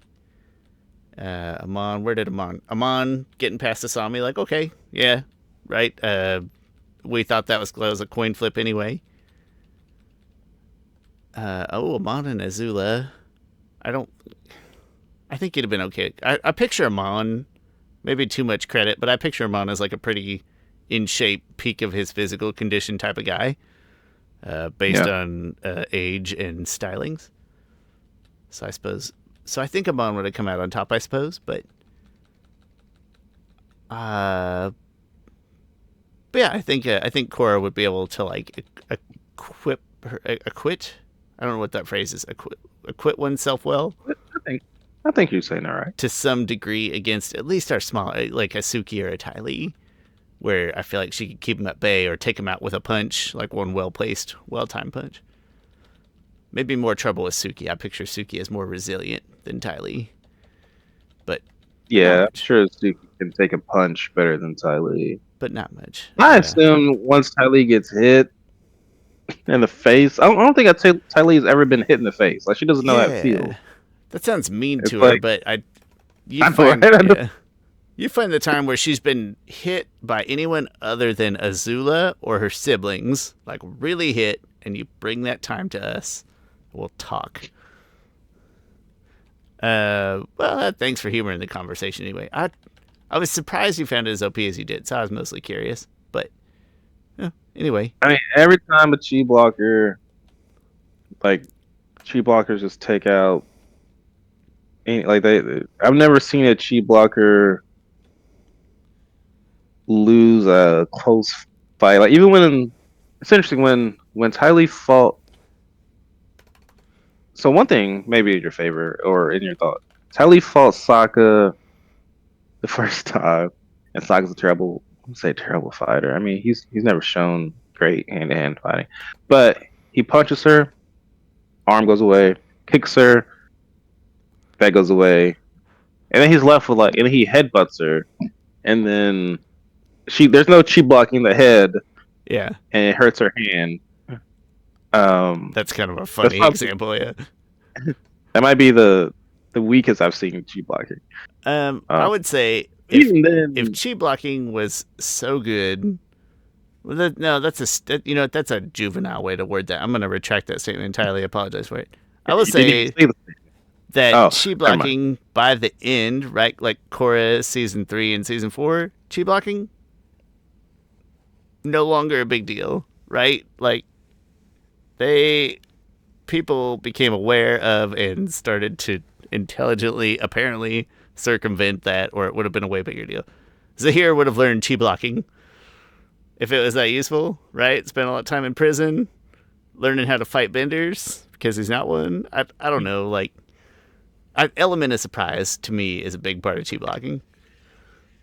Not that that makes it worthless. Obviously, still very good. I mean, when who did Ty Lee fight? All postulating, of course. She's Fulton. um, I feel like she fought Katara after that, but that wasn't really a fight. Oh, she fought. Okay, when Ty Lee, so Ty Lee's probably the best chi blocker. She fought Suki before Suki knew chi blocking, and they went toe to toe. Like she wasn't able to chi block Suki. Okay. Yeah, that's a great example. Um, Um, but Suki's really fast. So I would think chi blocking versus anyone who is probably as low as Korra. I think long, Probably anyone. quick people would have a good advantage. Like I'm picturing a Mako or an Asami.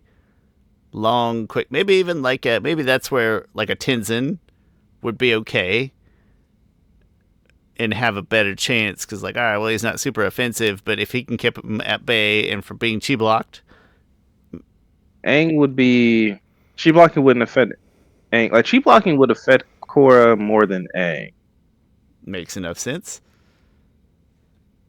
That's kind of interesting to think about. Of like, hey, maybe that's where the Airbenders would have like stood a little better. It's kind of funny, Yeah. but well, thanks for humoring the conversation, regardless. It's really late, and I got a baby. I got a baby class tomorrow. Chris, it's a 4-hour Oh, class dude. on How many classes? childbirth. Is this Four. the first one you've done? It's the one and only that we're doing. It's 4 hours Yeah, long, I but did the same. I did the same thing. it's virtual, and so I'm gonna do it right here. And Don't. Someone. I forgot where. No, anyway. I learned. My wife always makes fun of me because we went to one baby class, like a 4 hour one. Um, and they showed a technique for changing diapers that I stuck with throughout all three. It was putting the fresh diaper underneath the clean one before taking off the. I'm sorry. Put the underneath the clean dirty one. diaper. Put the fresh clean diaper underneath the used diaper that they're already wearing, and then take off the used diaper. That way, um, if they got poop and stuff, right? Like you don't want to take off the dirty diaper and might get poop on the ground and stuff. Just already have a clean diaper right underneath it. And I've used that technique every single time I've changed the diaper for, especially if it's poop. Yeah. If it's pee, real quick, just get in there. Um, but So what other tip? we do not pretend to be experienced parents, and I know there's things that we will take away from this course. But like we did have two Yeah, I was gonna brand say we newborn drug take. like drug problem birth babies with like they were tiny. You know what I mean? Like we Yeah, made them survive for a we had bit. to take classes for that too. Not for the not for the Not for the baby part baby. at all. Actually, Oh, that's just for interesting. the They just gave you guys. we had to find that on our own. Okay, but I don't want that to equate to like I'm too good for this course, or like no, that's not what I mean. But what I do mean is that Yeah. I what I want to see is how to comfort my wife during childbirth, because that is the part Uh, that I don't know anything about, and I'm sure there uh, are useful pieces of information. Like I know just, I can change a diaper, warm up a bottle. Like been there. Heather needs to learn about breastfeeding. That'll yeah. be a new one. Things like that. So there'll be useful info in different places. Um, I say this with all due respect to great fathers out there who show like myself. You are useless You're in worthless. childbirth. You are you even the best you can do is the bare minimum. It's just like just you're up there and you're depends on I guess where you're at. You're just there to provide support in any way you can, and it doesn't. Honestly, I felt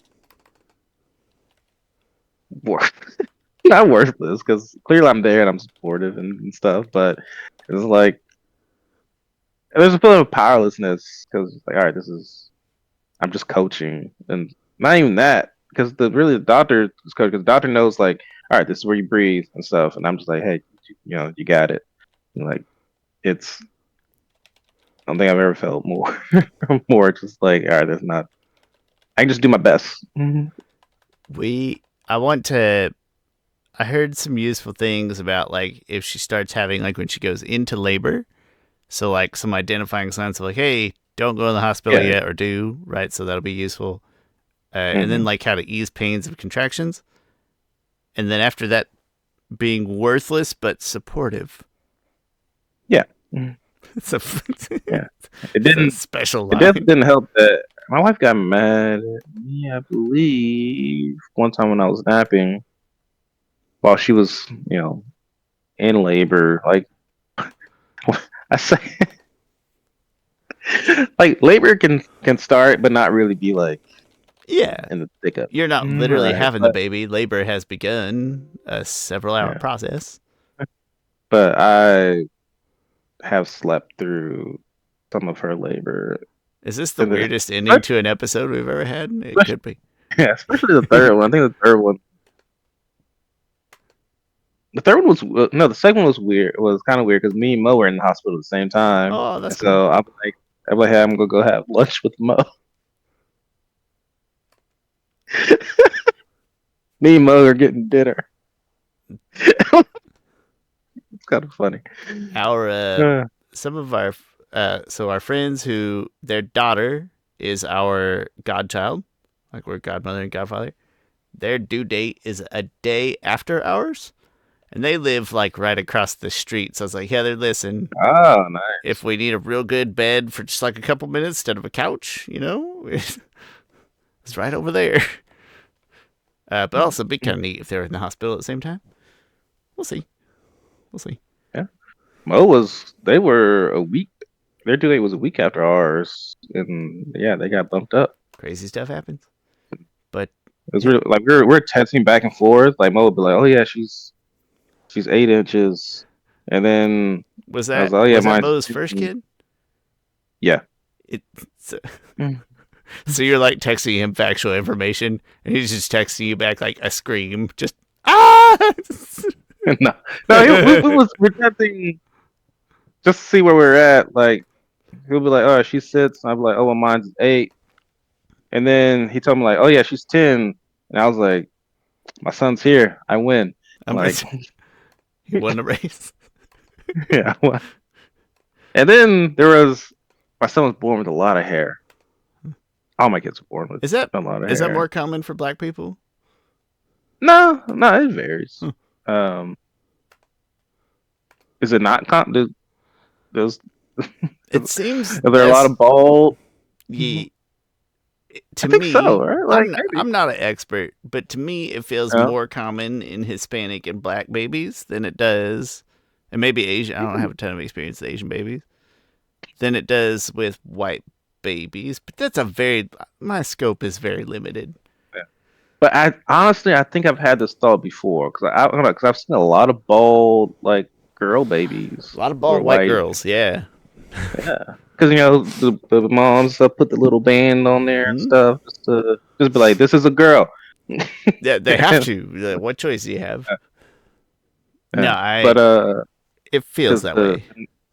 the nurses they talked about they were like, oh yeah, this child has so much hair, and there's a child down. I think there most of them they were in his room, and they were like, oh yeah, your baby has so much hair, and there's also this other child down all has like even more hair, and I was like, what baby?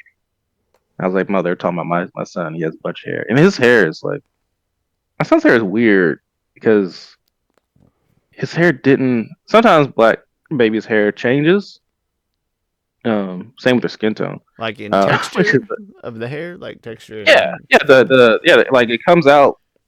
It often comes out more slick and I guess a little more straight. And then as the child grows, it gets a little more crinkly and curly. But my son's hair stayed like relatively the same. Like we were expecting his hair to change at some point, and it just never did. He has like these like thick, like this curly hair, and he has a ducktail on the back that goes down his back. It's just like wavy, kind of long hair. Um, yeah, and also skin. Kids, a lot of black babies come out light Mhm. and pale. Not pale, they just come out light, very light skin. You pale, not me pale. I get it. Yeah. Yeah. And it's like sometimes we're wondering like, oh, is the baby gonna be light, or is baby gonna be lighter or darker? Like no, but there's a almost a foolproof sign is that like look at their ear. The ear gives it away. Like the ear will be if the baby's gonna be slightly dark, the ear is gonna be slightly darker, and it for some reason it's foolproof. It like because my son's ear, his ear was slightly darker, and then eventually the rest of his body caught up to it, and don't know why that's a thing. I just But hadn't found all his keratin yet. All of yeah, his the melanin just gets melanin trapped in the ear, thing.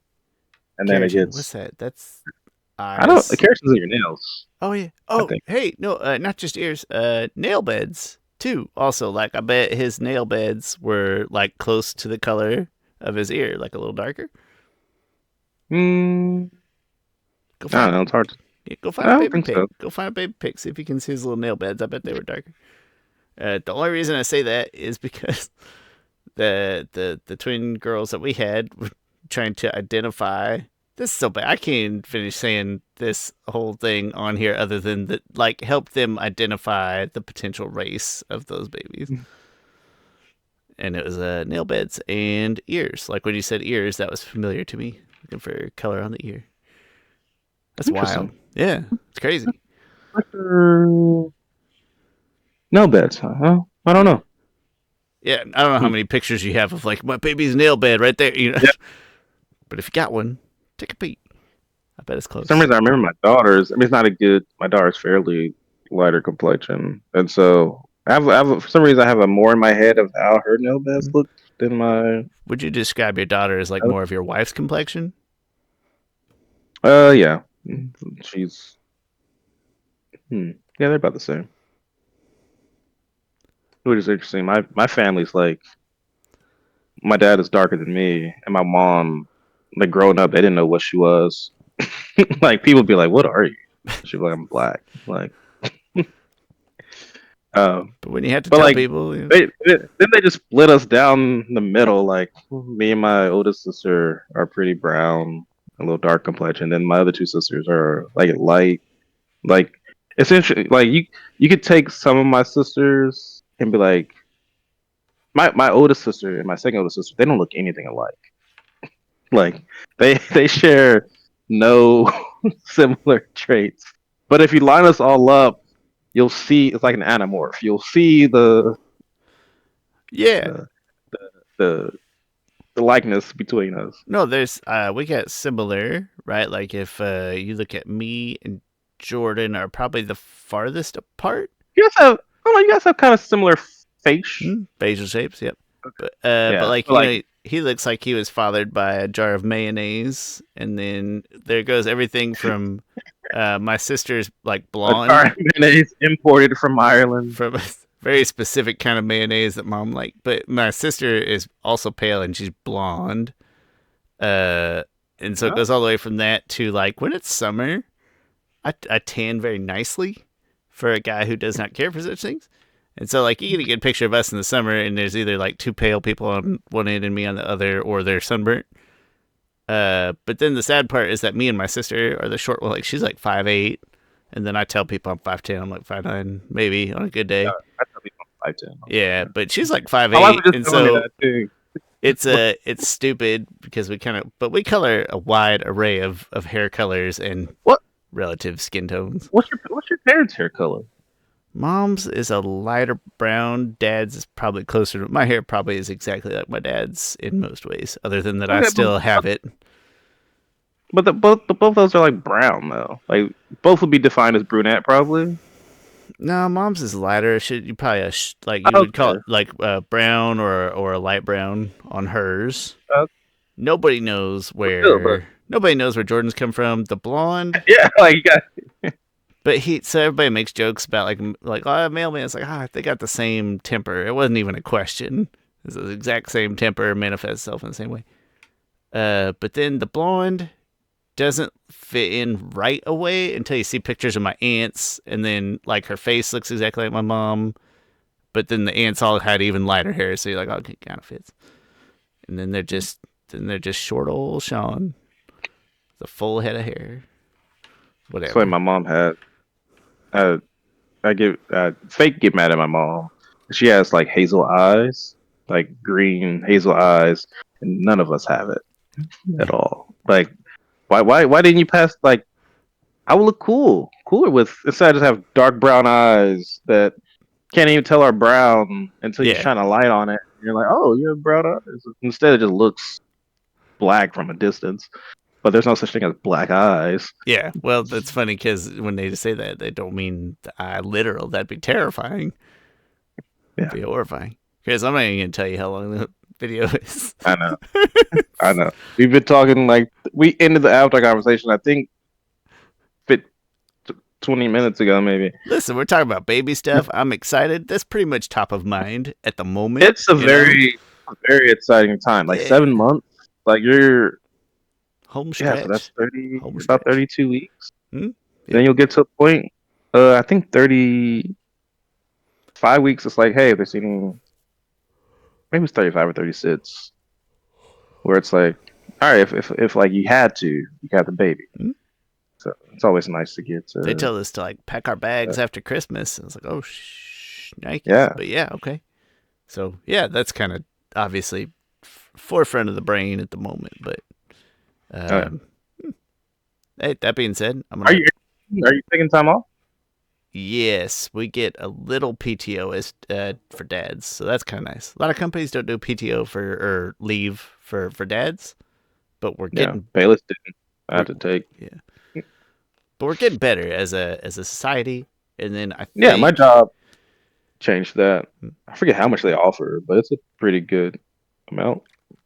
I probably won't even take my full amount because I think that when I work from home and my job is already a little bit this way of that, like if Heather's taking PTO and watching the baby, but I'm at home, I think I will have some flexibility to like help Heather and spend a little time with the baby. And so then I might not even take the full. I might just take like a bit of it when Heather's runs out, like when Heather has to go back or go back part time for a little bit, and then I'll take a little chunk of leave, spread it out a Yeah. little bit. But Oh. all right, yeah, I'm gonna post these and go to bed because it's really late. Yeah. Oh, I got heartburn for some reason. Oh wait, one more thing, totally forgot, unrelated to anything. Gio's excited because there's a One Piece Lakers crossover promotion like I think I saw. this week or something like that. And that's weird. Oh, But how much more of a what episode are you on Attack on Titan? I think we've watched 2 episodes of season 3. Yeah. So like Damn it. slowly but consistently. Right. So the first part of season 3 is really slow, except for the Kenny versus Levi fights is some of the best. Like that first fight where Levi is like just or maybe you haven't got. I don't know. Have you got Uh, the fights where it's like in Levi's almost POV, and he's trying to? Maybe you haven't gotten. and Yeah, I thought Kenny's it was like the cowboy fellow. yeah, who comes in like brah, brah, brah. He that's it. This is the first time in what you're describing in season 3. I haven't quite got to. I don't think what you're talking about, but there's like an entry level fight, and it's the first time that it felt really. I'm gonna say anime. Like, hey guys, somewhere we gotta fit a cowboy outlaw character into this show, and they're like, oh my god, do we? And like, yeah, we got to. And that's the first Kenny's not my time. favorite character, but he's just I don't know. Kenny is it's weird. But they got me hooked. I really liked the end of last season, and I want to know I want to know more about the their backstories. Rainer and Bertolt, and I always forget the third one's name. Anna? No, Annie. Annie. Thank you. Want to know more about their backstory, and then that last little clip with the Beast Titan and the little person on the shoulders. Like they got Oh, oh yeah, oh yeah, that's right. So yeah. yeah, yeah. So you saw the person who was in the Beast Titan. And so yeah, no, they've got me hooked. I want to know what that, but that I gotta be honest, that's part of also what makes me upset at the shift in like locale focus. Like I know they do it on purpose, but I don't want to see this right now. I want to see that, It is and like I that's said, kind of it's this was the and watching the first time. Are we still recording? yep, Here we are. yep. And watching it the first time. Not that I was about to say something outlandish. I was just curious. First time I watched it, this was the point of Attack on Titan. I was like, "What is up with this show? Like this show." I was at a low point with it. I was like, "This show isn't that great." Like, I mean, everything else before it was great. But I was just like, I am tired of this political stuff. But it is important to the overall plot and just the themes and everything. And so just oh, you just got to get through. I would say probably 5 episodes, and it starts to pick up, and then it. But then the back half of season 3 is like it's amazing. I love the back half of season 3. And I can't stress enough. All things relative, right? Every TV show has a Yeah. relative low point. Technically, that's what like a relative low point would be. So it's not that big a deal. So I'll wait and I'll find out what the Beast Titan's up to. What's his deal eventually, What is this deal? It's or his or her deal. oh, it's a guy. Well, maybe. Uh, I think I saw Face of the Beard. Yeah, okay. I maybe. thought you might have saw like he was like shirtless and had abs. Yeah, and he's kind of hanging out on the side. He's got a beard. Yeah. Yeah. Yeah. So I mean, presumptively, but Oh man. Don't look up anything about him.